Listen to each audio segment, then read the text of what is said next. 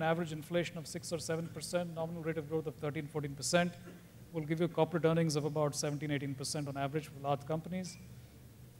And we have seen over the last 20 years that when you have those kind of corporate earnings growth, equities also tend to sort of mirror those. So if markets grow at somewhere between 15 and 17% compounded over a 10-year period, I think that would be a great outcome for investors. And that in itself should draw a lot of flows into mutual funds, equity mutual funds in specific. So that will contribute obviously to that growth in industry AUM. Alongside that, our fixed income mutual fund business has also grown quite nicely. So again, in looking ahead, one should look also at what the last 10 years has given us, and you mentioned that briefly, which is that when we look back at 2003-04 and the assets that the industry had, individual companies were managing, clearly we've come a long way. So I'm quite bullish. I think the regulatory framework, to answer your question, is quite robust as it is today. So I think a little incremental change here and there to reflect the new dynamics of the economy, the markets from time to time will always, be seen. But otherwise, as it stands today, I think the regulatory framework for the industry is quite robust and comprehensive. Mr. Barve, everyone is using the phrase "Achhe din aa gaye," and even I thought that till I saw the budget. And the minute I saw the budget, there was this big impediment for the mutual fund industry that taxation structure for debt mutual fund has been changed. So debt mutual fund does not have a tax advantage now. So just when we thought "Achhe din aa gaye," lagta hai nahi aaye. I think one of the problems with our industry is that we are very quick in announcing almost the end of our industry. First, there was a no entry load where people thought everything was going to close down. Then you had direct plan when people thought all distributors are going to die of starvation. Now we had a debt fund change where people think the end of the world is closed on debt funds. I don't see that. I mean, we were talking about this earlier. I picked up the conversation from what I heard now. We have to understand that like our industry, like there are business cycles, our industry will also go through certain cycles in business. People's sentiments towards certain types of the two major classes of assets we deal with, equity and debt, will vary over time. And there could be a time during which that gives us the opportunity to build business in a right manner, during which we have to build it. And we have to be patient with the industry about not being able to grow over some period of time when the market sentiment is against us. I think it is normal to have some periods where people might say, I don't want to invest for whatever reason. I think we just become very emotional and we get this huge avalanche of response, we are not growing, what needs to be done, what needs to be fixed. I've run this business now for 15 years. I have found that most of the reasons why we would have grown or not grown has almost nothing to do with regulation. It has only to do with market cycles, and I think as I heard one of the speakers say that before, as long as investment performance is robust, is sort of consistent, people believe that you have the right sort of mix in your business to produce consistent good returns, your business will grow. So I've never seen regulation can help a little bit here and there. Tax benefits, obviously, yes. Now, what I found that if you give to a debt investor the option of buying a 13-month double indexation FMP or a 3-year, he obviously chose the 13-month. But I'm surprised, in a way pleasantly, that people now are lapping up 3-year FMPs or are willing to say that, okay, I'll stay for 3 years. And there are a number of debt funds who are extremely successful, which anyway had 18 months, 24 months of exit load. So yes, there's some bit of uncertainty. You'll be surprised, even some of the large corporates are saying that we may want to stay for 3 years to save the tax. So a shift for a tax-free income from 1 year to 3 year is not something that we should be even debating. Yes, when you hear the budget, when you start analyzing it, it's bad news, of course. But it doesn't really I've not seen any perceptible change. People are concerned, but when you say it's 3 years tax-free, and many of you in this community are now telling investors how good the debt fund is in a 3-year tax-free environment as compared to the 10-year tax-free bond. So it's fine. So it depends on what you get used to and if something changes. I'm not a believer of coming to industry conclusions based on these short-term influences that we all have to learn to live with and to defend against. So I really don't get rattled with these kind of things, and regulation is probably the last I would think about. So have a good strategy in place, have the investment framework in place, and then stick to your game plan, and investors automatically will report. And I think, as you heard Nimesh, this is something we have been doing for years now. It is not something new. I don't think we are a great marketing sales organization. We have always been investor-centric in terms of focusing on investment performance. And if there's anything that has helped us to be where we are, it is that. It's something we learned in the first few years of our existence. And I think if you do that consistently and you just remain focused on that, it's not that you have to be bad in selling and distribution. I mean, I'm not trying to say being a good sales organization is bad. But I think that cannot give you business, and that cannot give you profits either. So to my mind, it's just about sticking to what you believed. I think the big revolution that's happened should gain pace is SIPs. We are seeing SIP new registrations almost double.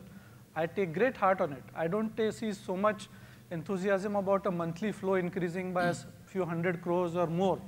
But when I see SIP, which is really small ticket, doubling in new registrations, I think that's the great way to build business. Is there any number which establishes that how much SIP culture has grown up by? What is the quantum of SIP which is coming? Still scratching the surface if you try to. I'm just trying to understand the big picture here, because all of us, get excited the minute we say SIPs, and some of my distributor friends insist on SIP. So what is that SIP culture? How much money is coming via SIP? I think on an average, the industry probably gets about 2,000 crores or so, 1,800, 2,000 crores by SIP in value. And I think the last data I saw, it was about 60 to 75, 60 lakhs of SIP transactions that happen. That's a decent number. I mean, we should not look at 10 lakh crore AUM becoming 20 lakh. Yes, it will become. If it doesn't become, it doesn't matter.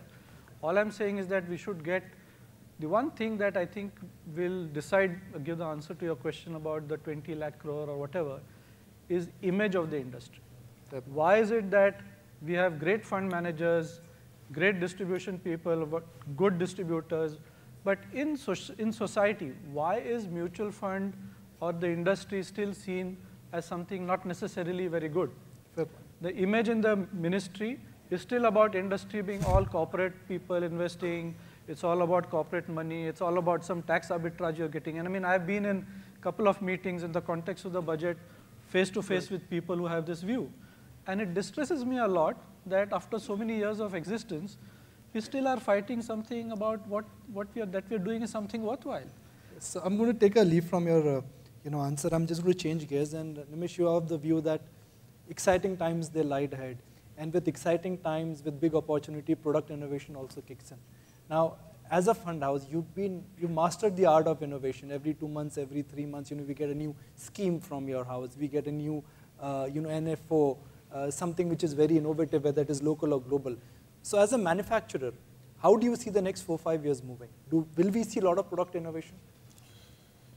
Somewhere product innovation, somewhere if you use value, I'll take all the credit that you give me at any point of time. But ultimately, I have realized there are only two things. One is large cap and one is mid cap. Everything else around that is packaging, right? There's nothing more beyond that. That's what my sense is. So our distributor friends should only sell 2 funds of yours. They should not focus on NFOs. The way you position, the way it's a mix of things. So when, say, October 2013 or September 2013, we felt value was on the table. We felt that the mid caps were much more cheaper than the large cap. The large cap to mid cap discount was very large. So value was on the table. At that time, there are 2 ways of doing it. Either you tell your distributors that go and get me money in my, say, I've got a value fund called ICICI Prudential Value Discovery Fund. Either I do that, or I say, but I won't get that kind of money if it's business as usual. So to make it a good marketing effort also. So investment call you have has to be backed by, as Milind was saying, that crux has to be investment.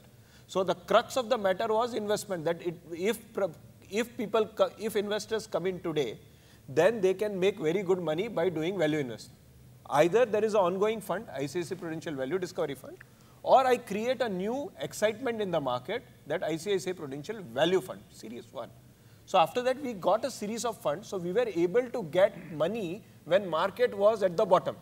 Otherwise, how do you, when the sentiments are down, how do you get investors? So you have created a huge amount of happy investors because they have come when you had a theme to play, right? You had a theme to play that get into value investing today. So you could get almost 2,000 crores when the market was down, and they are all happy investors today. We see subsequently in our regular funds also the inflows increase because of the good name. So essentially the product has to be decided by investment. So today we come up with a lot of close-ended funds, and I hear a lot of criticism on the close-ended funds also, but I am very clear on that. My investment team, if it tells me that in the next 3 years 30 to 70% return can be made on investing in equity, I'll come with a close-ended fund. And it can be, if I've got the distribution strength because of our distributor friends, it can be every month also. It's a excitement that you create in the market by which it's a sales effort. Investment centricity remains with some smart sales techniques. Both are required to run business. Chandresh, what kind of changes do you foresee in the commission structure in the next 4 to 5 years? The industry will grow. New players will come in. Maybe perhaps some weaker players would exit. Technology will have a very large role to play when it comes to reach. So for someone who's trying to understand what will happen to the commissions, what will happen to the distribution structure, what is your sense? So I think nobody needs to worry as if the commissions are going to go down. I think there's enough competition in the industry. You're not saying that loudly. All the mic is not picking up. You can't see him, you have to see that. All friends out here, I think there's no concern. There should not be of any concern that commissions are really going to go down in the industry. All I have is one point to make is that I think commissions have to be in line with the kind of value which everybody or anybody is adding. I think globally what we are seeing is that the line between manufacturers and advisors or intermediaries is sometimes getting blurred. There are new technologies coming in.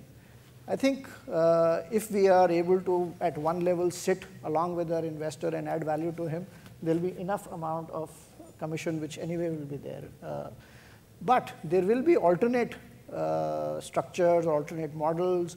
People are now exploring the digital models. Some of the advisors are in fact getting into the manufacturing space, so to say, by bundling products, bundling ETFs and stuff like that.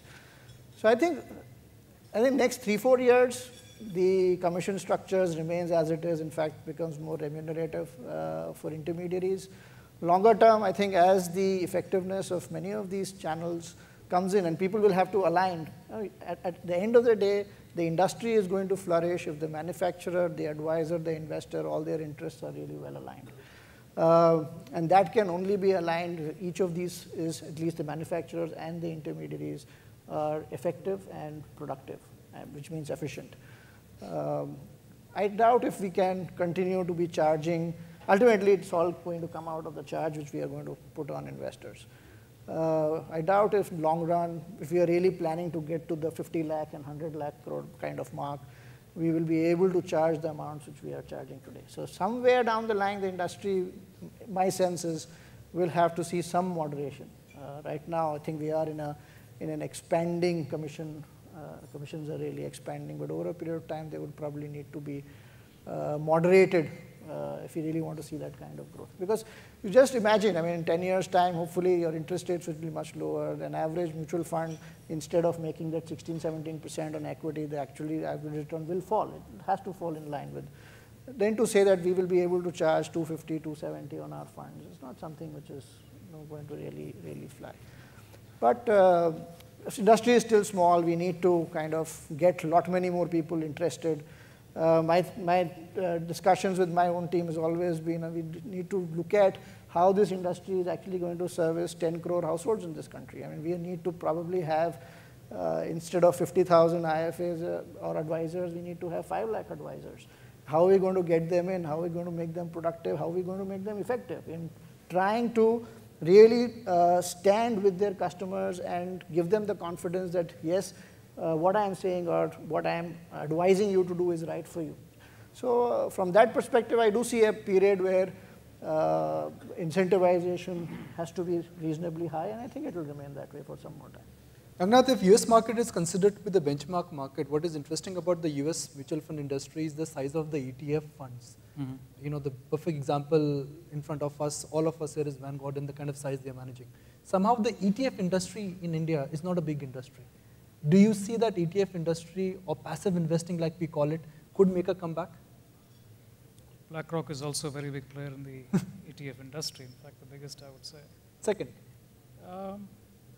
The ETF industry, I think, has good promise. And while we've only seen some index-based ETFs and gold ETFs in the main, I think there's enormous scope for that industry to expand here. But time will tell. I would say in the next 2 or 3 years, you'll see the potential for the ETF industry evolve as we speak. So my sense is, yes, it will be a big growth industry. But we will see more of it, I think, in the next 2 or 3 years. But why is the Indian ETF industry such at a nascent stage? It is hardly keeping up with the global trends. I'm simply trying to capture the global data points versus the trends what we have here, because historically it's always believed whatever has happened in US eventually will happen here. Well, I think for one, the product range has been somewhat limited. It's been principally, like I said, gold and the benchmark indices related.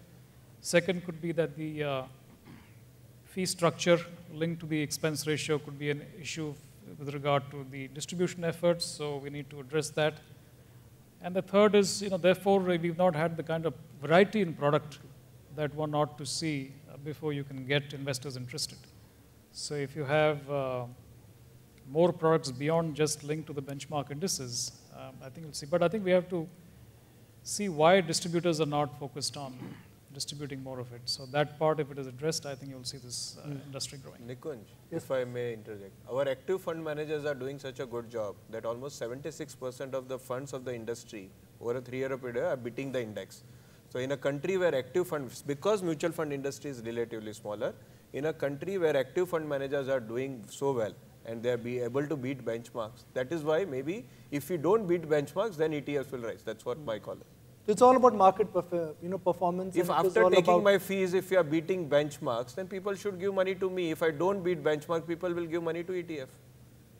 That's how I look at it. That's an excellent point. As long as the returns are higher after paying the fee also, migration of the customer clearly will happen towards the best performing product. Mr. Barve, technology perhaps will have a huge role to play, both in customer acquisition, both in customer reach, whether it's digitization, mobile, internet, Facebook, Twitter. How will technology change life for an average distributor in next decade? I think the key change on technology will really happen with, to my mind, the distribution space. If you look at the number of people we employ who just handle customer transaction and resolving sort of issues with transactions, it's actually almost unprofitable and unremunerative. I think I've heard in a number of meetings, including one which in this forum itself, that on an average an IFA spends some 60% of time resolving transaction-related issues. I think the answer to all of that simply lies in technology. And I think whether it is a particular platform or whether it is some kind of a platform, end of the day, I think as asset managers, we are quite ill-equipped in that sense to handle significantly large volumes. And I think even a distributor is not worth his while to be spending more than a certain amount of time in handling just the accuracy of the transaction and the data that he services to his customers. So to my mind, the various platforms that are there that, for example, why have we already in a way digitized our stock exchanges? Nobody handles paper, and we've all worked in an era where we signed transfer forms, but those are a long time back. So today we are far away still from getting every transactions in an electronic form. So we internally benchmark what we call like how many a transaction of, we call it as a target to achieve sort of green transactions, which is how many transactions are coming where there is a manual effort required in data entering, correction, double checking, so on and so forth. And I think it is enormously high. And I think to my mind, it has to start, to my mind, not just from manufacturers, but even from distributors, whether it is the Next Advisor platform, whether it is any other platform from AMFI, which is all going to integrate all these platforms together. The key lies is that all data needs to be sent into all the manufacturers electronically, has to come out electronically so that we are sure of accuracy. And it's not just about accuracy and service, but it's also about just making sure that people are spending productive time in selling and in investing and not creating large workforces, either in our offices or in registrar's offices. I mean, I'm told there are 500 employees in my registrar's office who handle our account. I mean, makes no sense to me. So I think these are just the unproductive high-cost centers which we just need to address. And I think the sooner we get, to my mind, a lot of it, and I'm not trying to put the blame on somebody else, but I would urge each one of you who's in this hall today as distribution, on the distribution side, to start putting transactions into platforms electronically. That's the only way you can create where you're putting your effort to where your business really makes sense to you. Nikunj, if I can just Yes, add please. to one thing. I mean, obviously there's a huge thing on transactions where a lot of effort is being put in. But I think there's one more aspect where technology can play a very key role. And that comes back to this whole thing about how we're going to get and address and service so many large number in crores of investors, which we really want to do. More important, obviously, is not just servicing on the basis of the transaction, but there's a lot of work which needs to be done before we actually get the customer to come and transact, which is the whole planning phase. How do we, through technology, how are we able to change the conversation between the advisor and the investor, which has been actually the bane of many of the problems which Milind also mentioned earlier, which needs significant amount of data collection, significant amount of basically knowing your customer better and to be able to give out that advice. I mean, all that needs to be, in some sense, be there available as a toolkit with the advisor, with which he can, one, be effective in solving the customer's problems or whatever his aspirations and plan accordingly, and two, be productive, because I can do it for 5 customers or 10 customers or 50 customers in a very engaging way, but how do I do it with 200 customers and 300 customers? So I think there's a big role there as well. We've done about 25 minutes already into the panel, so I'm going to restrict myself to last 2 or 3 questions. Nimish, you try and buy a mutual fund, you need to get a KYC done. You try and open a bank account, it's much easier. You try and get a mobile phone SIM card, it's much easier to go on the table and get a mobile phone. Do you think somewhere transaction is a huge headache? I mean, some of our distributor friends, I'm sure they must be facing that. You try and gift somebody a mutual fund. I wanted to gift a SIP to my sister on a birthday. I cannot do it because the KYC norms do not allow me to do that. So here's a wannabe investor who wants to invest but cannot invest. It's a real life example I'm sharing. I think we have been discussing this since a long, long time. Milind is also smiling over there.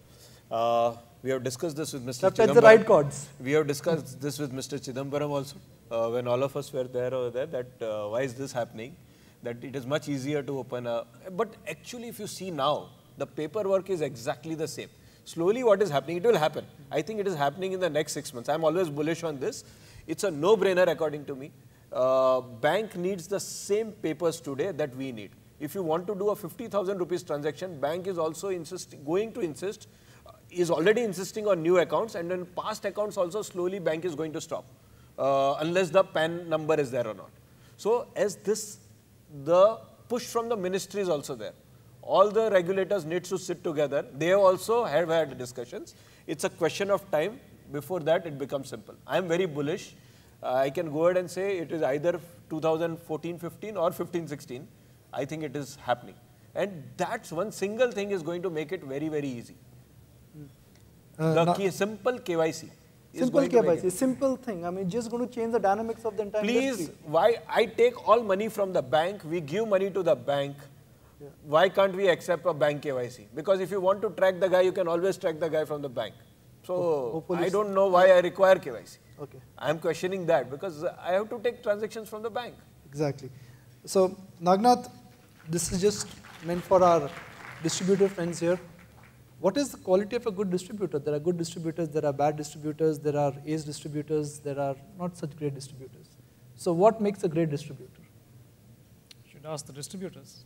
No, from a CEO perspective, I'm asking. I think from my limited standpoint, I think, as Chandresh, I think, alluded to this earlier, we had an era where funds were sold mostly on a transactional basis. That was pre-2009, where there was volume and, of course, it was more, I think, the relationship between the distributor and the customer was largely transactional. I think since then, we've seen the evolution of investment advisors. And I think even within those who were transactional earlier, there is now greater provision of investment advice and all of that. So the point I think that we are making is that if this industry has to grow significantly in the next 10 years, that bond between the customer and the distributor has to get stronger. And the customer has to see value add in the services provided by the distributor. That in turn leads to repeat business. So I think a good distributor is one who builds an annuity income over time by delivering great value add services to the customer, which leads to repeat business, which leads to referrals. And so, the franchise basically gets more solid as every year passes by, and the annuity income for the distributor also gets enhanced. That, to my mind, is the ideal position to be in. I'm sure some of our friends have plenty of questions for the panel. So any questions, you can raise your hand. I'm sure our panel will be happy to answer that. I guess everyone is convinced with your pitch. Okay, so I'm going to take the liberty of asking the last question. And Nagnath, this question is coming to Nagnath, the investor, the CIO. Right now, there's a feeling of carnival. A year ago, there was feeling of a mortuary. Same time last year, rupee had plunged. Right now, markets are sitting at a record high. Sentiment has improved. Everyone is feeling happy. Right. But the on-ground reality has not changed. Why should one believe in selling equity products? Because the good news has not come out and markets have run up already. Well, if you buy after the fact, you're going to buy much expensive equity. So equity markets, like many investment many markets around the world, they are based upon expectations. And our view is that, growth has bottomed out. Like I mentioned earlier, growth is going to move up to the 7% GDP growth rate in fiscal 16 and maybe get to a slightly higher level, possibly in fiscal 17. Corporate earnings we're seeing already beginning to improve, which will continue that trend. And so I think we are very optimistic that if you take a 3-year view, the market could still well double from here in 3 years' time. So if an investor or a distributor were to share that optimism and agree that yes, this is possible, then obviously you will go out and buy equities. For those who do not share that optimism, I suppose you will look at fixed income. But look, equity markets, one part is fundamentals, the other is expectations. So you have to try and see, how to balance it. Brilliant summary. Let's put hands together for the panel. They've been wonderful, they've been insightful, and they pretty much have pointed out the right things, what needs to be done, things which could help you gain customer and also help them reach their financial goals. So we're going to take a break for a moment while we assemble and put the second panel together. So let's put hands together for all of us. Thank you, sirs. Can I request all of you to just stay on the stage for a minute? Can I request the promoters of Next Advisors to join me here on stage to hand over them a token of appreciation? Mr. Pranav Majumdar, Mr. Rajendra Bhatia, Mr. Nikhil Mehta, Mr. Hemant Pavade, he's 1 hour late, and Mr. Bhushan Seth.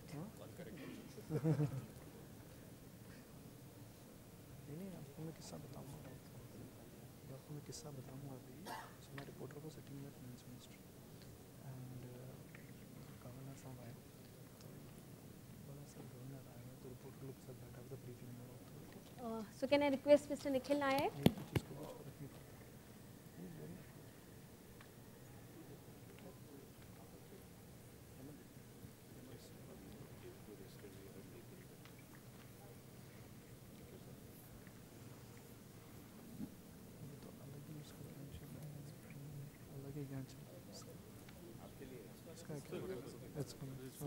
Thank you. Thank you. चलिए मिलते हैं फिर. Thank you, Chief. Thank you so much. Thank you, Chief. How's your health doing? All right.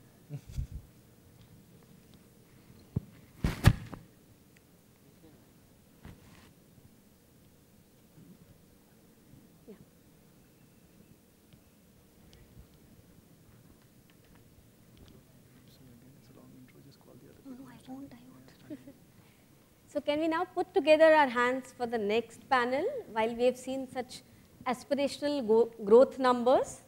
Now let's see how markets in that sense can support us. I'll have to request Nikunj to take this too. So we'd like to welcome Mr.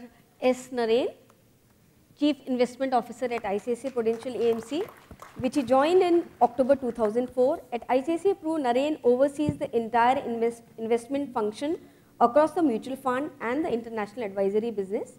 Mr. Naren has a rich experience of around 23 years in almost all areas of financial services industry, ranging from investment banking, fund management, equity research, stockbroking operations. After obtaining a BTech degree from IIT Chennai, Naren completed his MBA in finance from IIM Kolkata and worked with financial service organizations like Refco, SIFI,